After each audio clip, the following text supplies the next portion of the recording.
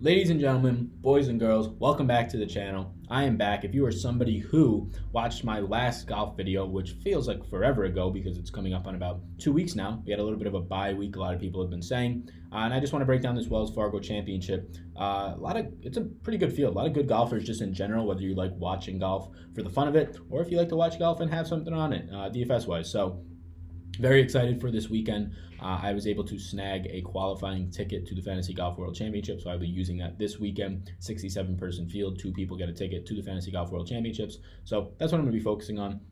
It's pretty much a free weekend of play for me, so with a big upside. So that's where I'm going to be at, and I just wanted to kind of walk through the sheet. So the sheet for the most part is updated. It's on Patreon if you want it. You can head over there. But the sheet for the most part for the golf, this is it right here. You can break down into it. You can break down into the numbers. It is able to be filtered by whatever stats you think are important. I have majority of the stats that are important on here. The only thing that I have to update right now is driving accuracy. Driving accuracy I've not updated for these players. As you can see, there's a lot of NAs in here. That'll be updated right after this video. It's obviously a very big factor here, and also driving distance. Things like that are going to be important. So let's just talk about this. So Wells Fargo, the thing that is going to be important here is it's a much longer course than we saw a few weeks back at the Heritage, right? The RBC, whatever, Heritage. It's going to be a longer course than that, but it's still a par 71, so that's interesting. There are a couple drivable par 4s on this course, so big hitters, and that's eagle opportunities on a par 5 as well. So guys who can hit this ball and just rock it off the tee are going to be in a very good position. I'm somebody who does believe in course history, especially on these tougher courses like Wells Fargo, where you have to drive it. So keep it in the fairway. I'm interested here. I'm interested in a couple of guys that stand out very much so, and I just want to go through these stats, and this is going to be a little bit of a different video. It might be all over the place. I'm really trying to figure out how to structure these golf videos, but I think just looking through the stats and explaining it is the way that I'll be going. We have right now, this is filtered by Draftkings salary. So I'll start off with the thing I always like to do, and that's going down the Draftkings salary, comparing it to their Vegas odds, and then also comparing that to their world rank, and kind of just trying to identify guys who are underpriced based on where they are ranked in the world today. So maybe they're just playing poorly, but they're actually still a very good competitor, or they're underpriced based on what Vegas thinks they're going to do. And now Vegas can be influenced by the public, like we saw with guys like Jordan Spieth and Tiger Woods for the Masters, but for the most part, it's going to be pretty structured, and it's a solid market that is smart, and they're not just influenced by emotions, so we can go based off of that. So let's just start this thing out. Rory, the odds-on favorite to win this thing, 7-1 at some books, 6.5-1. If you're taking that sort of bet and not just for DFS, it's pretty tough. It's tough to swallow that, because even if he wins, just taking favorites in general, if they're in single digits, is tough. Like, even if they're an outright favorite, they're going to lose way more than they'll actually win. If you continue to take those bets, it's never going to pay you back. Guys that I'm interested in, we saw Jason Day win here last year, has no other course experience, at least dating back. I have dating back till 2014, so this is the course experience right here. Rory, very good course experience, right? Last year, he tied for 16th. He's made the cut every single year that he's played here. That was his worst finish, tied for 16th last year. But again, 5 guys in this 5K range, I am going to be going more so for a mid or balanced lineup. Again, I'm playing in a 67-person field, so going a little bit more chalky for me isn't a bad idea, because there's just not that many guys in the field, so it's easy to get leverage just by playing one different type of player. So the thing I'm looking at, Ricky stands out to me here. He has not had the greatest course success here, but he did have a T4 in 2016. But again, he's in that 10K range. I'm not getting there. I think Justin Rose and Hideki are very interesting pay-up options, because most people will just pay up a little bit more and get Jason Day, or maybe even go all the way up to Rory. And you could throw Paul Casey into this bucket as well at 9,500. These are guys who stunk on a big major field at the Masters. I mean, Rose and Paul Casey not even making the cut. Hideki barely making the cut after having a terrible first day at like +4. These guys are going to be guys who burned a lot of people. Maybe not so much Hideki, since he made it all 4 days, but people might stay away from them. The last time that we saw all of these guys was the Masters, and they were stinking.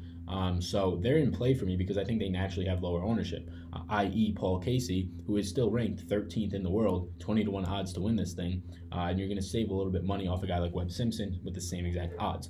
But let's just break down into guys who stand out to me. Phil Mickelson, $9,100. The course history at this field, or this course, is incredible for Phil. He's 9,100, he's ranked 23 in the world, and his odds to win this thing are 30-1.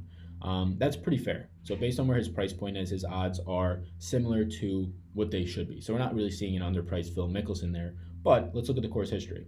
He's made the cut every single year. So dating back to 2014, He teed 11 in 2014, T4'd in both 15 and 16, T18 in 2017, and then a T5 last year. He's playing fantastic. He's averaging, over 70 fantasy points a time, if not more, at this course. And he's $9,100. He's like the 12th most expensive golfer. He's one of the guys that if I'm building a mid-range lineup that I start with and I go from there. A guy who's right below him at 9K, I also have interest in. $9,000, he's 33-1 odds to win this thing, ranked 24th in the world. He compares very similar to Phil. The only thing is he missed the cut last year. He's had decent course success here, nowhere near as great as Phil's. Missing the cut does worry you. Gary Woodland, right? He took 2017 off, T24 in 2016, T4 in 2015, T18 in 2014. He's playing better. If you just look at some of the Fantasy National, like last 48 rounds, last 100 rounds, Gary Woodland, I believe, is top 5. So somebody I also have interest in. Skip right over Henrik Stenson for me. You can go to Patrick Reed. He's probably a little bit underpriced based on what he can do. But I'm kind of going down to Ann. So Benny Ann here, $8,300. He missed a cut last week. Not terrible. That really hurt me. And he has missed a lot of cuts just overall, right? So if we go to Benny Ann's cut percentage, it's of course not in there. But Draftkings, it would be in there. He's missed like 5 or 6 cuts now, I believe. But if you look at his last 100 rounds played, he's right up there in like the top 8. If you look at even longer, he's right up there as well. He's a guy who should have success in this course. This course, though, he has not had recent success. He T8'd in 2017, but T63 last year, cut in 2016. Didn't play the 2 years before that. At his price point, though, I expect to bounce back. He had his 2 worst rounds of golf at the weekend at the RBC Heritage. I don't expect him to have his 2 worst in terms of stroke gains around the greens or on the greens, putting. I don't expect that to happen. Again, 2 worst on the entire the season. So I imagine that to regress. I think that you're getting a little bit of a favorable price point and building a balanced lineup. He fits in real nicely. Some other guys to keep in mind, Luke List. Nothing great here. Like his Vegas odds say that he's actually overpriced. But just a guy that stands out at $8,000 who should carry some lower ownership. A guy I didn't hit on up top, $9,300 Tony Finau. Look, this is a driving distance, driving accuracy. And Finau has been great there. If you're trying to bet him to win odds on at 20-1, I hate that number. His fact that he did really well at the Masters is going to have more people on him, but $9,300 for the 15th ranked golfer in the world is pretty good. And here's the thing, you don't need to be great on the greens here. You can really stink on the greens, which is why I kind of run away from a little bit of a Ricky Fowler, because we obviously know that Ricky's a great putter, maybe even a Jason Day, although Day won last year, so that's sort of like the one that stands out. You don't have to be great on the greens because you can drive a green and have an eagle opportunity. So just going down a little bit more, Keegan Bradley at $8,000, I do like. Ranked 34th. This is the one that stands out to me in terms of a guy who his Vegas odds are saying that he's very underowned. So Keegan Bradley is around guys who are 80-1 favorites to win this thing in the $8,000, $7,900 price range. He is 60-1 odds. So Vegas thinks that he is a much better guy in his price range to win than anybody else. And now we're not just trying to get wins, although guys winning is a good thing for DFS. We're just trying to identify value.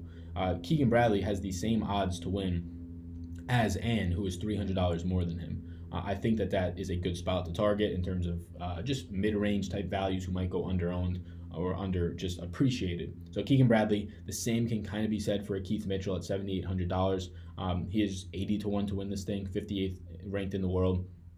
Mitchell, I think he can get back on track just in terms of driving. I think that's a pretty good opportunity for him. Let's just break down into Mitchell a little bit better. Birdie or better opportunities, which again, obviously that's something that we want to see here. There's going to be a lot of eagle opportunities. He's above the average in that, which is nice because once you get down into this range, he is by far the best. You can go down all the way down to some other guys who have smaller sample sizes, but guys with big sample sizes, Keith Mitchell is one of the better guys in his price range.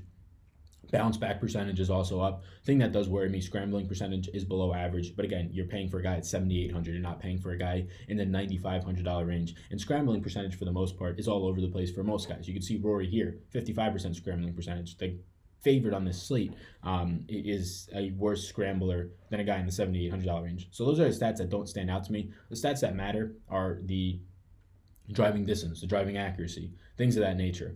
You're going to get average driving accuracy from a guy like Keith Mitchell. Birdie or better is obviously always something that stands out to me. And course history. And then you can see already that I really do rely on Vegas, and it's a very easy thing to do. I just think it's underappreciated in golf that people just don't rely on Vegas as much. And I should throw in there, check out Fantasy National. Fantasy National is actually incredible. I use them. They have a ton of stats. I pull some things from them, a lot of things from PGA, but Fantasy National, just the amount of dashboards, the amount of in-depth things you could do. You can figure out specific greens on a specific course on a specific year, how a person played. It's just incredible. So check out Fantasy National. You can sign up at fantasynational.com. They have a ton of great stuff. You sign up for just a week. I think it's only $10. You can try it out. It's really good. So in terms of players that interest me right now, Phil in his course history is hard to ignore at $91. I think he might be owned. He's not a guy who hits bombs off the tee, although his Twitter video says he is going to hit more bombs. So maybe he has been practicing hitting bombs. In terms of hitting the cut, that's the thing that we want to do, right? We want to get 6 out of 6 golfers through every single week. I think you have a guy like Phil on this course not missing a cut. That's very safe to do. Gary Woodland does give me some pause with the way that he's been playing as of late. And especially, his past 100 rounds, he's been playing great. Gary Woodland is somebody that I'm not really worried too much about missing a cut. But again, we weren't really worried about guys like Justin Rose missing a cut at the Masters, but that happened. Benny Ann, always a candidate to potentially miss the cut. He's been playing great those last 100 rounds. Other guys who have pretty good course history here, outside of these top tier guys, right?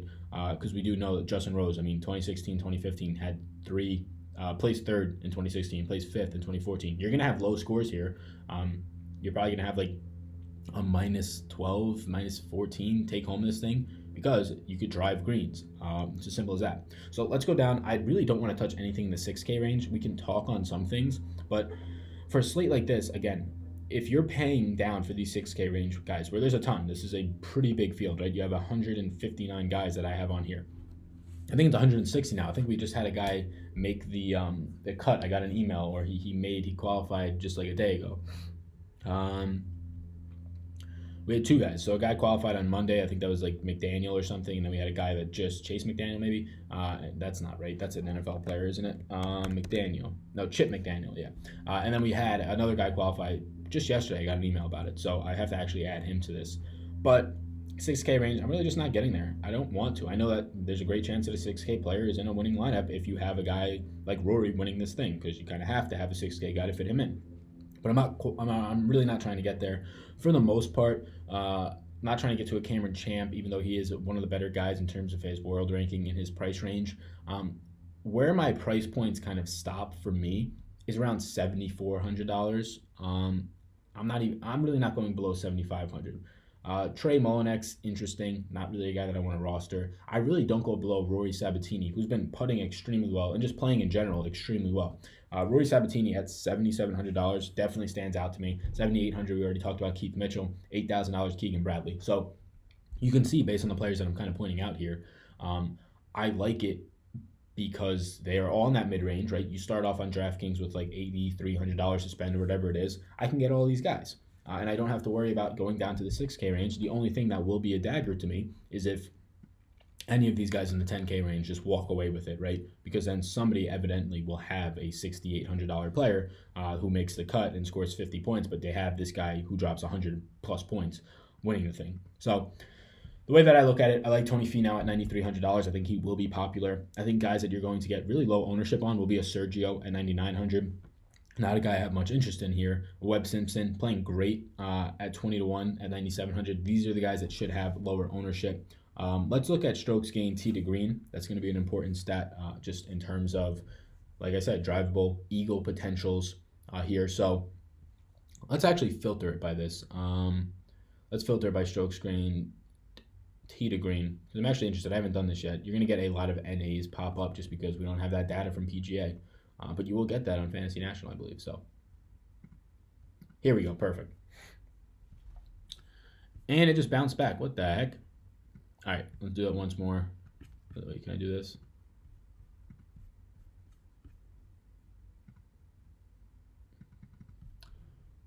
All right. Bear with me as we just do this. Try this one more time. Maybe there's something wrong that won't let us do it. But, it's color-coded. You can see it really easily. So what are we in column N? Yeah, it bounces back. That's really weird. All right. Anyways, strokes gained, tee to green. In terms of trying to find value guys who have this, look, Keegan Bradley right here. And we mentioned Luke List as a potential guy. although Luke List putting, not great. Keegan Bradley here. Stroke gained tee to green is great, and we mentioned not needing a good putter. His putting is just atrocious, one of the worst on the slate. It really hurts him, but I'm not too worried about the putting here. In general, you should be worried about putting, right? If you want guys to win, they can't be bogeying every single hole. But this is what I'm interested in. Above average tee to green, that's reassuring on a course like this. Benny Ann, tee to green, way above average. Benny Ann's tee to green is like top 5 on this slate. I think it's top 3. Yeah, he's only behind Rory, who's been fantastic, and Hideki, who's been very good in terms of just tee to green strokes gained. So Benny Ann, even going from his last 2 rounds at Heritage, where he played real terrible, or actually his first 2 rounds, because he didn't make the cut, where he played real terrible. Like, he was just picking up strokes everywhere. He's still a guy who, again, has not been great on the greens, but we don't need that. I don't need that, at least. I need him to get to the greens and have a potential to drop a birdie, and if he doesn't, well, now instead of parring, he's going to get birdies because of the way that you can attack these greens. So that's something that sticks out. So these are the guys that now you're starting to see why I have interest in them. Guys who could be low owned, maybe you get some interest. A guy like Sanjay M, he didn't make the cut. He's very much in that same category as Benny Ann, although I do prefer Ann, not only because you get a decent price discount of like $400, $300, just because I think that he is better suited for this course. Another guy right here, Gary Woodland, another guy in the top 5 in this field in terms of strokes gained, tee to green. This is the stat that I'm weighing. I'm weighing the tee to green stat. Obviously, I always weigh Vegas odds, things like that. But I'm weighing the tee to green stat. I'm weighing the driving distance and the driving accuracy. I want guys who are going to bomb it and get close, which kind of goes against what I'm saying here with Phil Mickelson. He's not a guy known to bomb it, but Phil Mickelson, we know him. He's going to pick up a ton of birdies. He's going to pick up probably a ton of bogeys as well. But the course history for Phil makes it really hard to get away from. In fantasy scoring, sure, bogeys suck, but birdies are that much better. So if you're going to tell me that Phil is going to get a ton of birdies, but he's going to get also some bogeys, but that's better than just a guy getting a ton of pars for me, at least, right? Course history, I do like Phil here, especially since he's had some time off since the Masters, and a lot of guys have in this field. And then you get up here. So clearly, there's nothing to say about Rory, right? He leads the field in so many things. Strokes gained tee to green, strokes gained, I think, approach. So he's just great. He's the odds-on favorite. I'm just not going to get there at 11-8. I don't know how I build a lineup that I like. Hideki, though, second in strokes gained tee to green. Hideki is somebody who, if you're going to pay up, this is where I land on. I think that he might be somewhat popular just based on the fact that he's been very good. But for the people who don't look into it this in depth, they're not going to know that Hideki has been this good. He's a consistent piece, and some people might feel like they were burned by him at the Masters, a guy who a lot of people picked to win that at a 30-1 favorite. Now he's 22-1 at this course. So yeah, Tony Finau mentioned it. So there's a lot of guys. I'm not going to cover every single guy. If you want cut safety, I mean, you can go $8,700 Kokrak here. He's cut safety in terms of making them all this year, but 3 out of the last 4 times at this course, he's missed the cut, and the only time that he didn't, he had a T66. So it plays terrible on this course. Not a guy that I really want to put any of my money behind. Yeah, I have a very small player pool, just in terms of playing one qualifier, right? And it's going to be balanced. I'm not going to own a guy above 9,500 most likely. I'm interested in Finau, Mickelson, and the Woodland range, and then for me, it drops down into the Benny Ann range, and then it drops down to Keegan Bradley, Mitchell, Sabatini, all those types of guys. That's where I'm at right now. I know I didn't go as in depth, but I figured I'm just going to pop this video up, make a quick video, look at what I'm doing. If you want this sheet, you can go over to Patreon. I will be updating the driving distance and accuracy stats right after uploading this. This is probably a really quick video, most likely, but there's a lot of good things in here. I'm surprised it didn't sort for us. Let's do this actually. Let's do sort by, because I do want to see strokes gained tee to green for this course. I mean, you can go right over to Fantasy National and it does this for you. Like, you can literally just filter it, but this should be able to do it too. There we go. So you got a lot of guys getting NAs here. So here we go. Strokes gained tee to green. So the guys that I have interest in, like I said, Hideki on the pay-up spot second, Benny Ann and Gary Woodland, 2 other guys right up there in the top 5. And then look at this little guy right here, little guy. Paul Casey, guy who burned so many people at the Masters, right? The guy couldn't make a par, let alone a birdie. Shot like friggin' like 8 over, 10 over, whatever he did. Looked terrible. But he's 5th in this field in strokes gained tee to green. Guys who have a decent sample size, right? Stat that really stands out to me. You want more reassurance, he's still ranked 13th in the world, right? He's a guy who's $9,500. He's going to have no ownership on him, based on the fact that we haven't seen him since the Masters where he stunk. Another reason to like Luke List a little bit, right there for the strokes gained tee to green. Let's filter another one here. Let us filter by proximity to the hole. Let's do that.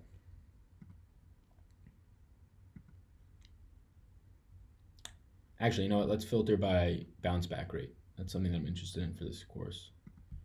I weigh bounce back rate for this course a little bit, not a ton.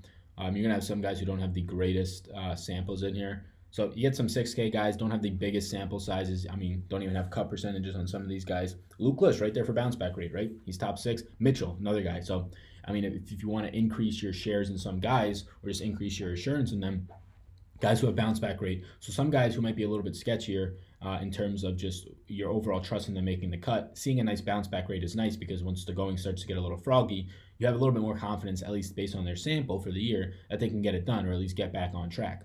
It's nice to see that Rory and Jason Day are up there. We would expect to see guys like that up there. This is a very interesting field in terms of bounce back rate. You get a lot of guys who are in the lower tier, in the low 7 and in the 6K range. Keith Mitchell being there is nice. Luke List being there, reassurance as well. But yeah, that's what I'm looking at. Let's just filter this back by salary quickly. The guys that I stated are guys that, as of right now, like less than 24 hours until this thing locks, that I'm very interested in. I'm not really going below the 7K range, and I am not really going above. Why did all Rory's numbers get messed up? That's weird. I'm not really going below the 7. Oh, there you go. Not really going below the 7K range, and I'm not really going above the $9,500 range. It's a very tight player pool that I'm looking at. But that's just because I'm not playing a bunch of max entries. But if you are, yeah, expand your field. Thank you guys, though, for watching. Appreciate you so much. My name's Sal. Hit a like button on this video. Subscribe if you haven't already. Peace out, gang.